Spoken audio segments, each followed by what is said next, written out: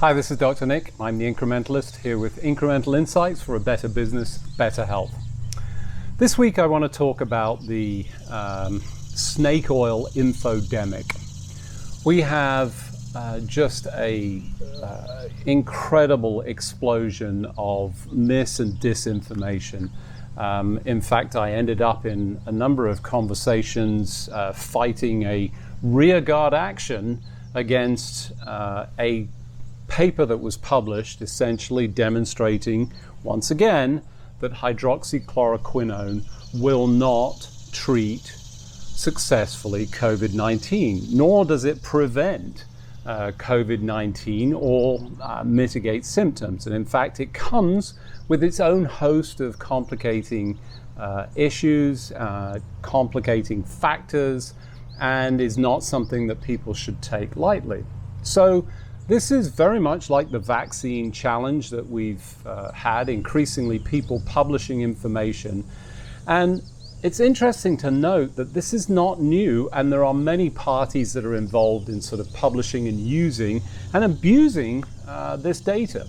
So how do we deal with it? What about the history to this? So if you go back to the Wild West, and my limited experience or exposure of this through some movies, some reading, we had snake oil salesmen who would move from town to town, essentially set up their little shop and hawk some incredible elixir that was going to solve all manner of problems and diseases. And in fact, of course, it didn't, but what they were capitalizing on was human nature, our desire to believe in things. Gosh, if you have a really bad disease or condition, you want to be able to cure it effectively.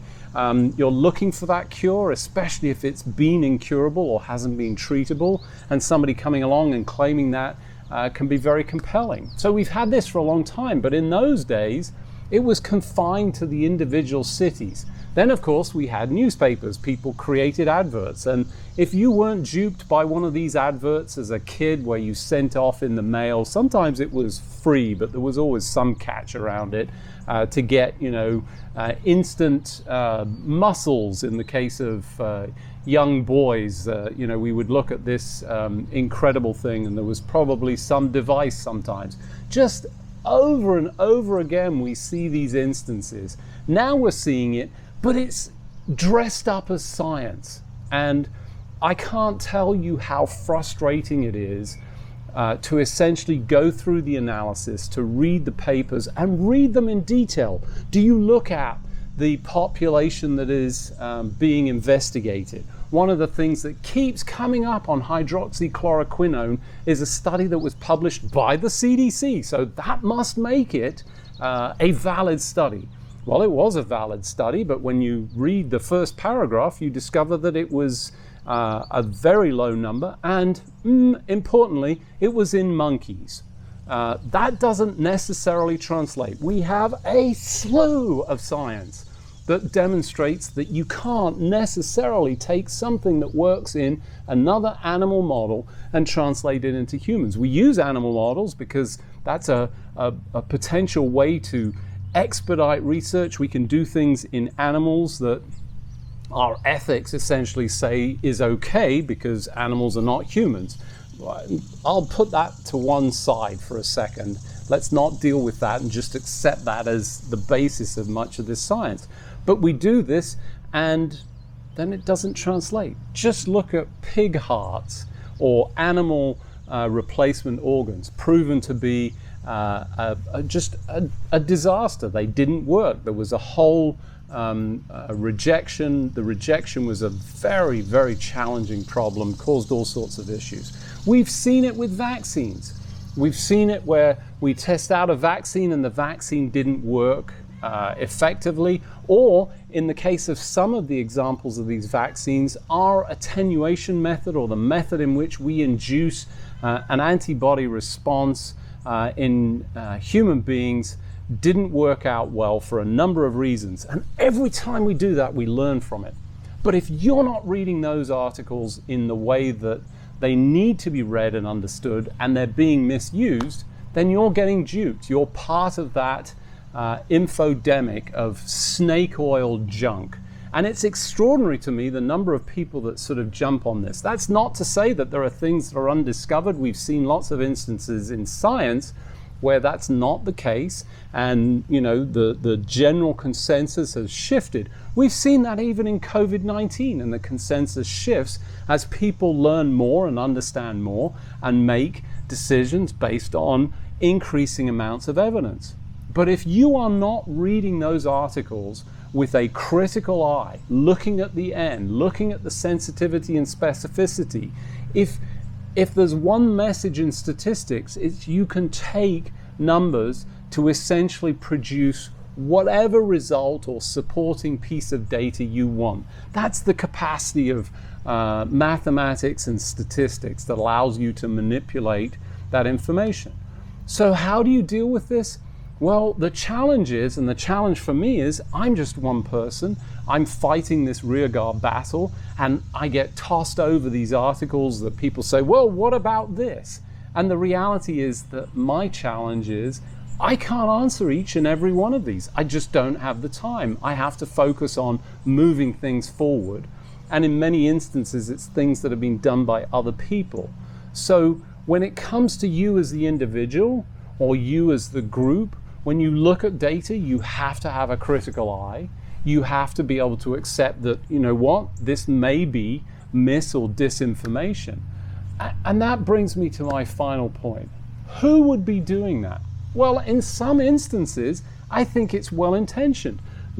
Good example, and I don't even know if it is well-intentioned, but let's give it the benefit of the doubt. The inclusion or the use of a flavonoid or plant supplement that potentially cures COVID-19, and the article that's referenced is a single case study that essentially shows, in my opinion, correlation. There is no linkage or causation, and if you look at the detail, it just doesn't pass muster. Is it interesting? Yes. Is that flavonoid a really low risk and something you could use? Yes.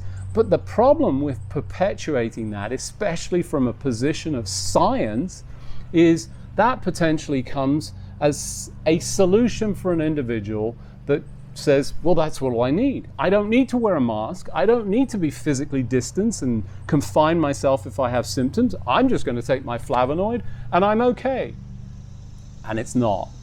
So even when it's well-intentioned, it causes or can cause harm. So you have to be really thoughtful. So putting that one group, but there's enormous numbers of people that are abusing this information and using it for their purpose. Politicians for years have been doing this for their own purposes, to sell their particular brand of whatever politics they have or the position that they view or what they want to deliver.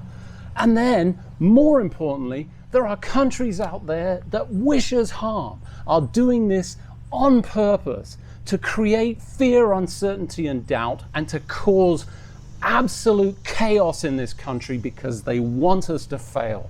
They want us to be diminished. They hate the idea that we potentially lead the world and are creating an environment that people want to come to the United States, or at least they did. Who knows if that's still the case? And they want to see that failure. They are fearful or terrified of this dominance and, the abuse of power. You see it in nation states that have essentially manipulated information. They've turned social media into a weapon. It's weaponized the snake oil salesman and allows them to do this from their little rooms in other countries. And we've essentially allowed for it. And you have allowed for it because you allow that information to enter into your stream unchallenged, and then, more importantly, amplify it. Because it came with a fantastic graphic, and I'm no graphics guy, so I never have a decent graphic. I try and put graphics in to make things more interesting, but the reality is that I just don't have the time, and it takes a concerted effort.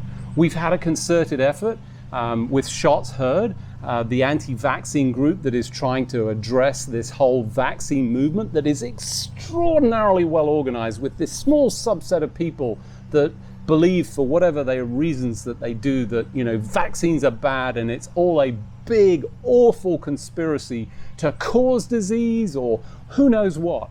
And we are sitting in a nexus of all of this information, and people just buy it, believe it, and think that's the truth.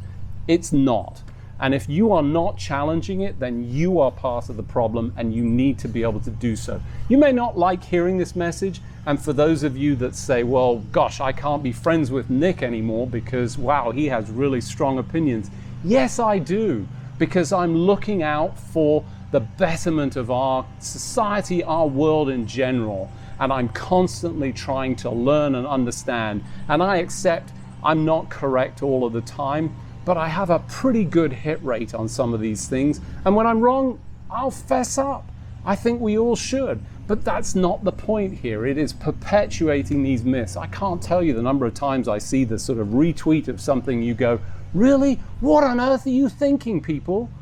So here's your incremental step. Before you hit retweet, before you send that, go dig deep. And if you don't understand it, then you need to understand it before you retweet it, because otherwise you're just perpetuating information that's been fed to you, and you may not be sending correct or factually appropriate information. You're doing damage to yourself, you're doing damage to this country, this society, and indeed the world ultimately, if we believe that we're trying to do the right thing for the world in general. Are there bad actors? Yes, we need to call them out and call out against all of those things. So please, incremental step, stop before you retweet, or better yet, don't, unless you really know. And if you don't know and you haven't done the research and you're just essentially, wow, that's appealing, I like that message, that's not the time to propagate that information. Please, people, please stop doing this. You are damaging your own world, your own society, and we are pulling, and we need to pull together. This is Dr. Nick. I'm the Incrementalist, here with incremental insights for a better business and a better health.